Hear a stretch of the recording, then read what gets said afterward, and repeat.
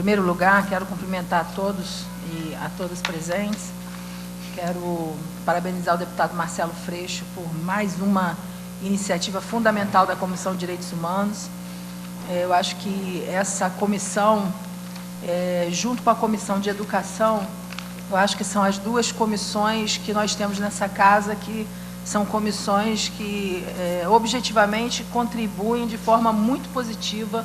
para o debate estratégico que tem que ser articulado a nível da sociedade civil e com uma grande diferença, com a presença da sociedade civil, que é uma marca que a gente nem sempre, aliás, na maioria das vezes, não consegue observar nas outras comissões. As comissões da casa até se reúnem e discutem, mas elas não agregam os maiores interessados, que é a própria sociedade civil, os movimentos sociais organizados, os setores de Estado, enfim, da institucionalidade. Então, acho que essa é uma comissão fundamental e a ação política dessa comissão tem que ser reivindicada e tem que ser garantida, inclusive, daqui por diante, porque é uma comissão estratégica para essa casa e principalmente para os setores da população que são diretamente atingidos por esse debate. Primeiro, eu não falei muito, porque eu estou quase não falando. Eu estou com uma bronquite terrível, com muita dificuldade de falar, mas, assim, tem algumas questões que eu gostaria de chamar a atenção, achei o debate foi muito proveitoso, eu tive várias informações aqui que eu desconhecia, mas, assim, nós temos, da mesma maneira que existe um projeto, um determinado setor, um determinado setor político, que hoje no nosso Estado é um setor hegemônico, e que está por trás, como já foi colocado e evidenciado aqui, está atrás desse projeto de cidade, que é um projeto de cidade que beneficia os grandes negócios em detrimento dos setores mais pobres da população e que constrói uma política de remoção que, além do aspecto econômico, que eu acho que, como colocou o deputado Luiz Paulo, é fundamental, mas também com uma concepção fascista de higienização da cidade. Mesmo quando para os grandes negócios não é importante que aconteçam as remoções, é necessário limpar o visual, é necessário limpar o cenário. E aí a importância de, mesmo quando não está, digamos assim, diretamente envolvida ou a construção, enfim, ou o negócio em si, mas a paisagem ela tem que ser mais limpa,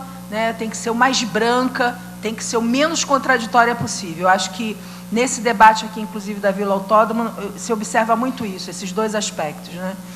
E a questão é que isso não é só esse grupo, essa visão política que hegemoniza hoje o poder no nosso Estado, não tem essa visão apenas para o município do Rio de Janeiro e não só vinculada à realização dos grandes eventos, que é uma coisa que nós estamos, nesse momento, muito agredidos, por todas as políticas que demandam aí e que são, digamos assim, justificadas pelos grandes eventos de 2013, 2014, 2016. Mas, na verdade, essa política ela vai além de 2016, ela vai para um redesenho econômico que existe no Estado como um todo. Existem não só os grandes eventos, mas existem grandes empreendimentos que, nesse momento, estão sendo articulados no Estado do Rio de Janeiro como um todo. E esses grandes empreendimentos, em Campos, o Porto do Açu, o Comperge, ali na região de Itaboraí, os municípios do entorno, o Porto do Submarino, na Zona Oeste, a TK-CSA, as montadoras no Sul Fluminense. Então, na verdade, é como se essa lógica que atua para os grandes eventos fosse quase como uma preparação, para uma política que é muito maior, é muito mais estratégica, que tenta trabalhar essa concepção para muito além da própria cidade, mas para cristalizar essas ações a nível do Estado que está sendo construído, do modelo econômico que está sendo construído, que não tem nada de modelo de desenvolvimento econômico sustentável, muito pelo contrário, é um modelo de desenvolvimento econômico para o Estado extremamente predatório, extremamente desrespeitoso, enfim, assim, qualquer coisa. E me chamou muita atenção eu faço parte da comissão de orçamento aqui da casa, e a despeito de que o orçamento é uma peça de ficção, mas o orçamento, a peça orçamentária, ela demanda, né, assim, uma visão atenta, para quem olha atentamente, demanda uma visão de qual é o planejamento estratégico que o grupo que está no poder no momento tem para a cidade, tem para o Estado. E se tem uma coisa que é possível afirmar aqui, não só como parlamentar da casa, mas como membro da comissão de orçamento, é que se realmente se respeitasse, né, como a Defensoria Pública colocou aqui, essa lei de informação, e nós pudéssemos ter acesso a tudo que está escamoteado, a tudo que está escondido, a tudo que está nublado dentro do orçamento do Estado do Rio de Janeiro, que foi votado aqui nessa casa, completamente eivado de inconstitucionalidade, de ilegalidade de todos os tipos, se nós pudéssemos ter as informações que a lei determina, que a Constituição determina, né, sobre essa peça orçamentária, nós iríamos ver, não na peça em si, mas naquilo que está escondido dentro dessa peça orçamentária, qual é a estratégia que esse grupo político tem para o Estado do Rio de Janeiro. E dentre vários outros capítulos, bom, enfim, inclusive por isso, né, nós do PSOL conseguimos, por um período de 4 dias, mas um período bastante histórico, conseguimos que o tribunal, né, suspendesse a votação da peça orçamentária aqui na casa, dada a gravidade, né, de tudo aquilo que estava sendo, na verdade, escondido, de tudo aquilo que não estava sendo mostrado. Mas, infelizmente, o lobby político, né, do Palácio Guanabara funcionou de maneira truculenta, né, sobre a desembargadora, no caso que deu a sentença inicial, e houve, né, a queda da liminar, o que não permitiu com que a gente realmente tivesse as informações que eram importantes. E assim, o questionamento que nós fizemos foi um questionamento que versava sobre o capítulo das renúncias fiscais, né? Então, assim, existe uma verdadeira sociedade entre o governo do Estado do Rio de Janeiro e esses vários empreendimentos, essas várias grandes empresas, empreiteiras, concessionárias. Existe uma sociedade tão firme no sentido da construção de uma política para o Estado que possa beneficiar esses setores e realmente excluir os setores mais pobres da população, que é uma coisa assim dramática, que tem que ser vista por todos os setores sérios das universidades, da Defensoria, da Justiça, enfim, né, do Parlamento, porque o que se avizinha, tanto pela política econômica e dentro disso, pelo grau de endividamento que o Estado está assumindo, né, que daqui a 20, 25 anos, né, nós teremos no nosso Estado uma situação que vai comprometer o mais básico, né, das políticas públicas. Ou seja, se nós pararmos e conseguirmos olhar para o que está sendo feito hoje a nível de Estado, a gente vai ver que nós vamos estar comprometendo esse Estado, inviabilizando esse Estado nesse período aí, né, de 20, 25 anos. E em relação a essa questão das remoções, que é o tema dessa audiência, ao olhar para essa situação mais no geral, mais macro, mais no Estado, e para olhar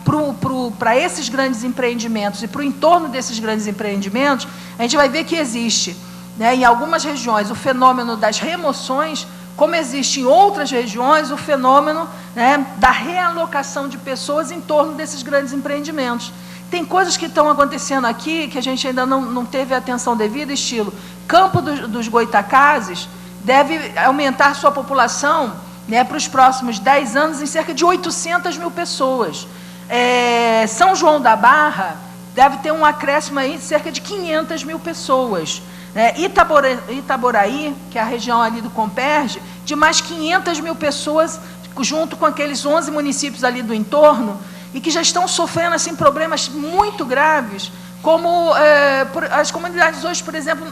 tem o problema da moradia, mas as pessoas estão com dificuldade, por exemplo, de ter coisas básicas como água. A água da região, como já é feito na Baixada e em outras regiões, a água da região está sendo tirada da população para poder ser levada para dentro do Comperge. Então, daqui a bem pouco tempo, nós vamos ter uma situação de grandes empresas com gerando muitos recursos para essas grandes empreiteiras, para esses grandes financiadores que estão dentro desses grandes empreendimentos, e um grau e um nível de ataque aos direitos mais básicos e elementares desses setores mais pobres da população, que não vão ter água, né? Vão ter uma cidade com mais 500 mil pessoas sem nenhum grau de organização da infraestrutura mínima necessária para que essas pessoas possam conviver dentro de um determinado território. Então, da mesma forma que existe uma política de remoções, né, que a gente está discutindo aqui, existe uma política de realocação de mão de obra, que inclusive não mexe com populações só dentro do estado do Rio de Janeiro, mexe com populações de outros estados para o estado do Rio de Janeiro. E são populações que vêm sem a garantia mínima, né, dos direitos trabalhistas, do direito de moradia, do direito da água. Quer dizer, é uma situação de barbárie. A cidade do Rio de Janeiro, o planejamento da cidade do Rio de Janeiro, né, nesse momento, é um planejamento de uma cidade de barbárie para os próximos 20, 25 anos. Então, eu acho que essa questão levantada pela comissão aqui, ela é meritória, no sentido que nós precisamos dar uma resposta imediata para as questões que estão colocadas, mas ela, agora, em função dos grandes eventos, mas ela nos abre um outro debate desses grandes deslocamentos que estão acontecendo e que nos impõe a construção de uma estratégia de desenvolvimento econômico sustentável para o nosso Estado, e que nós vamos precisar, por exemplo, né, de todo o brilhantismo aqui, né, do trabalho que foi realizado aqui pelo IPU, do trabalho da Defensoria e tal, para pensar realmente um planejamento estratégico que seja alternativo, não só a um plano de remoção, mas que seja alternativo, né, a uma estratégia que esse setor político tem, né, e que se expressa na peça orçamentária, se expressa nas leis que nós votamos aqui, né, nas leis fiscais, enfim, que são aquelas que regulam, né, as relações aí entre os diferentes municípios, enfim. Então, eu saio daqui bastante satisfeita por ter participado desse debate. Eu acho que fortalece, né, a necessidade do nosso compromisso, né, em estar junto com os setores do movimento social que estão passando essa demanda. Eu acho que isso é claro e notório que nós estamos juntos, mas abre a necessidade de uma reflexão mais estratégica ainda sobre o Estado de conjunto e, obviamente, o Rio não é uma ilha. Isso que está sendo planejado no Rio de Janeiro guarda lógica com o planejamento estratégico que é feito para o Brasil como um todo, né? Então, acho muito importante isso. Parabenizo mais uma vez o deputado Marcelo Freixo, a Comissão de Direitos Humanos, né? E nos colocamos aí à disposição, não só na assinatura, obviamente, do projeto, mas, enfim, todas as outras ações que forem necessárias para que a gente dê o bom combate nessa luta aí a favor dos setores mais pobres da população. Obrigada. Obrigado, deputada Jamira.